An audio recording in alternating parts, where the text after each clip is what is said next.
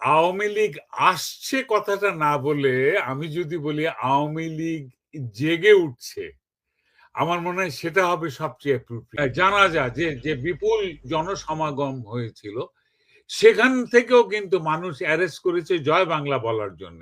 তাদের আতঙ্কটা কোথায়? তাদের আতঙ্কই জয় বাংলায়। ৩২ নম্বর একটা মিউজিয়াম, পুরনো বাড়ি, সেটাকে ভেঙে এখনো ভাঙা হচ্ছে। হ্যাঁ, কেন? কারণ ওটা হচ্ছে এপিসেন্টার। ওটা হচ্ছে গিয়ে মানুষের বোধের, শক্তির অর্জনের একটা এপিসেন্টার। কুশাসন, অপশাসন, ব্যর্থ শাসনের ভেতর দিয়ে এখন বাংলাদেশ পুরোটাই একটা সন্ত্রাসী শক্তির হাতে। আওয়ামী লীগ আসছে, কাঁপছে বিরোধীরা। বিরোধীদের এত কাঁপন কেন, তো ভয় কেন, ভীতি কেন?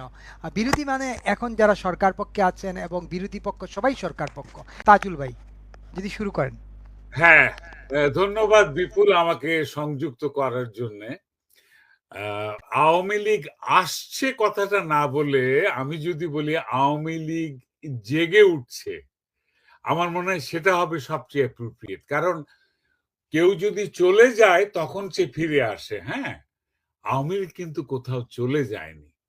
আওয়ামী লীগের কিছু নেতা, নেত্রী, নেতৃবৃন্দ, কর্ণধার যারা, তারা অনেকেই দেশান্তরী হয়েছেন, বাধ্য হয়েছেন, অথবা আত্মরক্ষার জন্য গোপন করেছেন।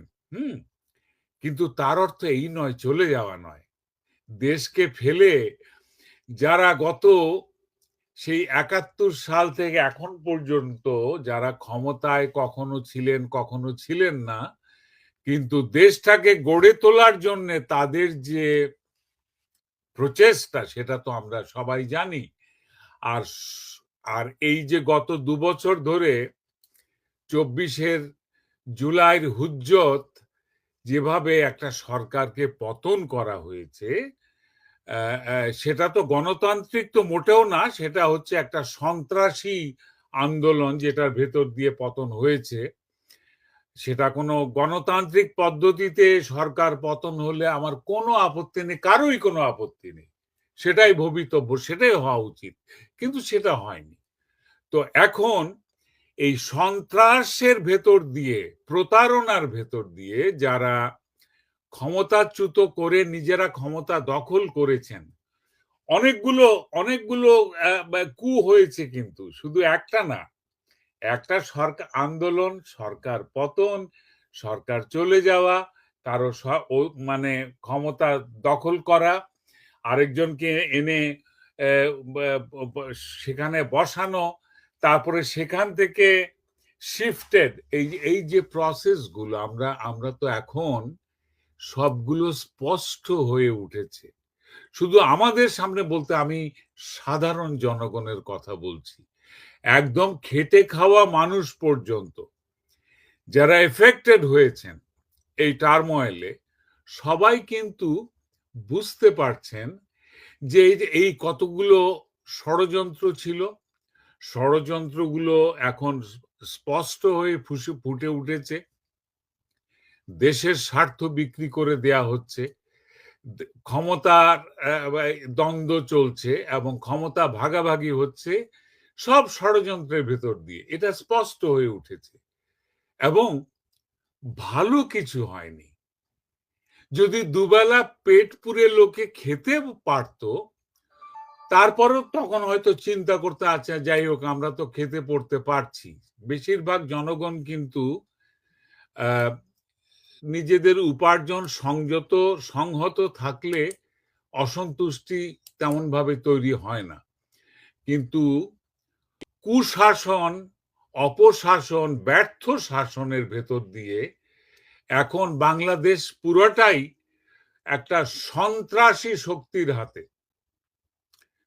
সরকার যেটা তথাকথিত গণতন্ত্রের মানে ইলেকশনের ভেতর দিয়ে এসেছেন, সেখানে ৬০% মানুষকে সেই ইলেকশন থেকে বাইরে রেখে তারপরে ইলেকশন দেয়া হয়েছে।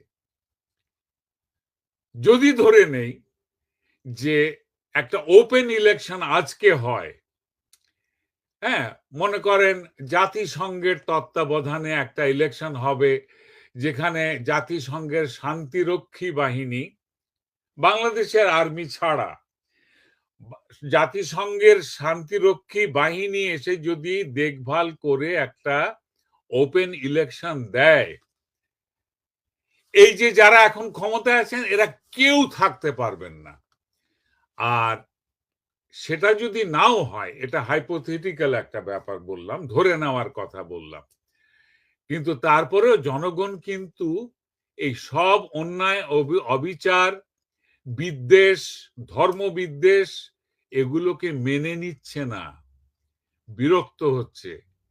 আর এগুলো যারা ছড়াচ্ছে তারা কেন ছড়াচ্ছে?